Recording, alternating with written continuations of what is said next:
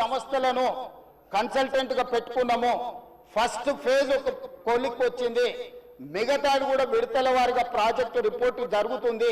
నేను హైదరాబాద్ నగరంలో 5 ఏళ్లలో 1,50,000 కోట్లు ఖర్చు పెడతాం, మూసీ నది ప్రక్షాళన చేస్తామంటే 1,50,000 కోట్లు కాంట్రాక్ట్ ఇచ్చేసారు. రేవంత్ రెడ్డి 25,000 కోట్లు తినేసిండని మాట్లాడుతున్నారు అధ్యక్ష. ఎంతసేపు వాళ్ళు ఎట్లనో మిగతాలు కూడా అట్లనే అనుకుంటారు అధ్యక్ష. కాంట్రాక్ట్లు ఇచ్చుడు, కమిషన్లు కొట్టుడు, లిఫ్టులు పంపులు పెట్టుడు, ఇండ్లలో కనకవర్షం కురిపించుకున్నాడు, పోయి జన్వాడల్లో లేకపోతే మొయినాబాద్లో ఫామ్ హౌస్లు కట్టుకున్నాడు. ఇంతకు తప్ప మీరు చేసింది ఏంది? నా గురించి మాట్లాడే అర్హత మీకెక్కది? ఈ రోజుకు ఏది కూడా మేము కన్సల్టెంట్స్ డీటెయిల్ ప్రాజెక్టు రిపోర్ట్ ఇచ్చే వరకు అంచనాలు మేము చెప్పలేము. ఏంటంటే మేము 80,000 పుస్తకాలు చదవలేదు, మాకంత నాలెడ్జ్ లేదు, మేము అట్లా దొంగతనాలు చేయాలని పని కూడా పెట్టుకోలేదు అధ్యక్ష. అందుకే ఈరోజు మంచిరేవుల దగ్గర కాకతీయుల నాటి శివాలయం ఉన్నది అధ్యక్ష. 850 సంవత్సరాల పురాతనమైన శివాలయం మంచిరేవుల దగ్గర ఉంది అధ్యక్ష. గ్రేహాండ్స్ ల్యాండ్ ఉందా? ఈ రోజు అక్కడ శివాలయం కట్టదలుచుకున్నాం అధ్యక్ష. మన సంస్కృతిని కూడా పునరుద్ధరిస్తున్నాం. ముందుకు వచ్చిన తర్వాత మక్కా మసీదు ఉన్నది, ఒక అంతర్జాతీయ స్థాయి మసీదును అక్కడ కట్టదలుచుకున్నాం అధ్యక్ష. నదీ పరివాహక ప్రాంతంలో ముందుకు వస్తే సిక్ చావుని గౌలిగూడ దగ్గర ఒక అద్భుతమైన స్వర్ణ దేవాలయం లాంటి ఒక సిక్ మందిరాన్ని కట్టదలుచుకున్నాం అధ్యక్ష. ఆ విధంగా ముందుకెళ్తే ఉప్పల్ ప్రాంతంలో మెదక్ చర్చ్ లాంటి ఒక అద్భుతమైన చర్చిని కట్టదలుచుకున్నాం అధ్యక్ష. మూసీ నదీ పరివాహక ప్రాంతంలో ఒక పక్కన దేవుడు ఉంటాడు, ఇంకొక పక్కన అల్లా ఉంటాడు, ఇంకొక పక్కన గురుద్వారా ఉంటుంది, ఇంకొక పక్కన యేసు ప్రభు ఉంటాడు. ఈ 4 మతాలకు సంబంధించి మూసీ నదీ పరివాహక ప్రాంతంలో మత సమ్మేళనాన్ని చేసి ఒక మత సామరస్యాన్ని అభివృద్ధి చేయడానికి ఈ రోజు కార్యక్రమాలు చేస్తున్నాం అధ్యక్ష. అదే విధంగా ఈ రోజు ఇంటర్నేషనల్ స్టాండర్డ్స్ లో మనం అక్కడ ఉండే వ్యాపార కేంద్రాలను అభివృద్ధి చేయాలనుకుంటున్నాం అధ్యక్ష. ఈ రోజు నీళ్లు శాశ్వతంగా అందులో ప్రవహించే విధంగా నగరాల నుంచి వచ్చే మొత్తం కాలుష్యాన్ని మొత్తం నియంత్రించి సివరేజ్ ట్రీట్మెంట్ ప్లాంట్స్ పెట్టి ట్రీట్ చేసి ఆ వాటర్ని కూడా వినియోగించుకోవడానికి ఈరోజు ప్రణాళికలు చేస్తున్నాం అధ్యక్ష. వీటన్నిటికీ అంచనాలు లేకుండా టెండర్లు ఇచ్చి కాంట్రాక్టర్ల దగ్గర నుంచి మేము కమిషన్లు కొట్టదలుచుకోలేదు అధ్యక్ష. సంవత్సరంన్నర నుంచి నిరంతరం పనిచేస్తే ఇప్పుడు ఒక కొలిక్కి వచ్చినాయి. ఇంకొక సంవత్సరం పడుతుంది మొత్తం డీటెయిల్ ప్రాజెక్టు రిపోర్ట్ తయారు కావడానికి. 5 సంవత్సరాల కోసం కన్సల్టెంట్ కంపెనీని పెట్టుకున్నాం అధ్యక్ష. 5 సంవత్సరాలు ప్రాజెక్టు డిజైన్లు ఇవ్వడమే కాకుండా అంచనాలు వేయడమే కాకుండా నిర్మాణంలో కూడా వాళ్ళ సహకారం ఉండాలని చెప్పి ఈరోజు అంతర్జాతీయ స్థాయి కంపెనీలను తీసుకొచ్చి మనం పెట్టుకున్నాం అధ్యక్ష. నేను అందుకే డిపిఆర్ వచ్చిన తర్వాత బడ్జెట్ సెషన్లో మీ అందరికీ డీటెయిల్ ప్రాజెక్టు రిపోర్ట్ హౌస్లో ప్రజెంట్ చేస్తా అధ్యక్ష. మీ అందరి సూచనలు తీసుకుంటాం, మీ అందరి సలహాలు తీసుకుంటా. నాకు ఇందులో సీక్రెట్ ఏం లేదు అధ్యక్ష. ఒక గొప్ప మంచి ఉద్దేశంతో మూసీ నది ప్రక్షాళన చేయదలుచుకున్నాము. ఇది 4 నదుల అనుసంధానం అవుతుంది అధ్యక్ష. మూసా నది, ఈసా నది, గోదావరి నది, కృష్ణా నది, 4 నదుల అనుసంధానము జరగగలిగిన ఏకైక అవకాశం తెలంగాణ రాష్ట్రంలో ఉన్నది. ఈ గొప్ప కార్యక్రమాన్ని చేసే అవకాశం దేవుడు నాకు ఇచ్చిండు. ఈ రోజు గాంధీ బాపు ఘాట్ ఏదైతుందో అక్కడ గాంధీ సరోవర్ కట్టదలుచుకున్నాం అధ్యక్ష.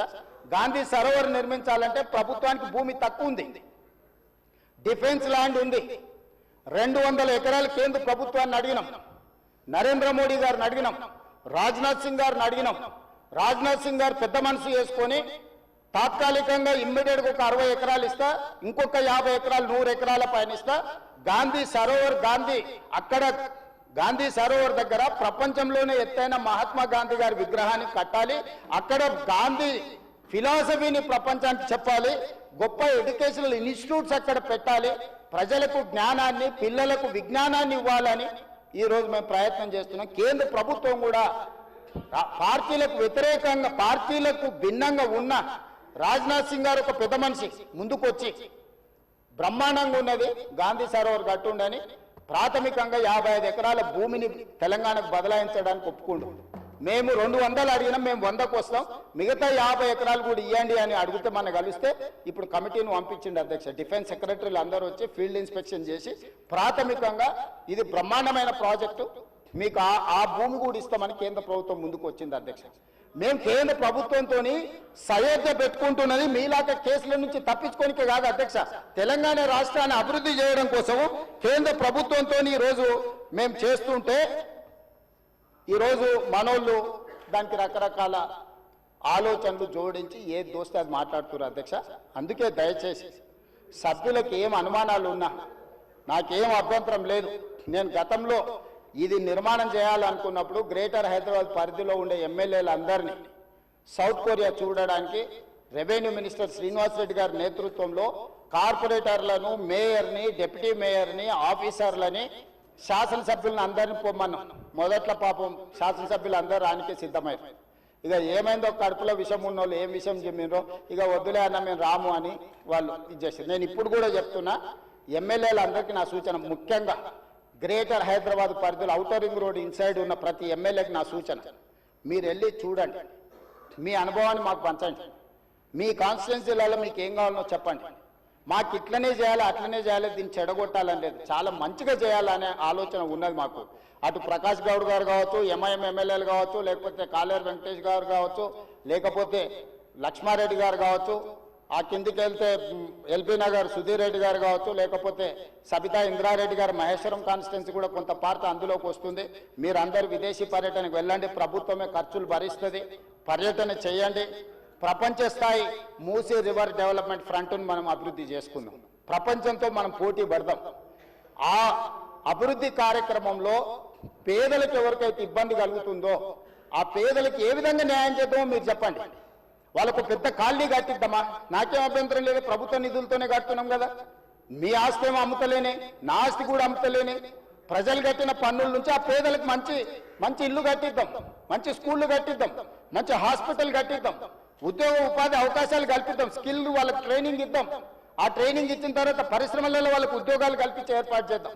ఒకవేళ ఆ ప్రాంతం నుంచి తరలిపోవడానికి వాళ్ళకి ఇబ్బంది ఉంటే, మలక్పేట ఎమ్మెల్యే గారు చెప్పారు, భయ్యా यहाँ से उतना दूर जाना है तो हमारे लोग नहीं जाएंगे, अगल बगल में कुछ जगह देके उन लोगों को घर बना के दो.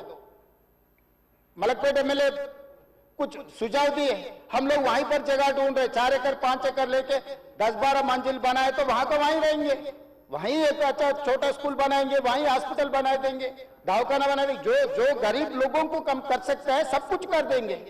हम कोई किसी जेब से निकाल के उसमें नहीं डाल रहा है.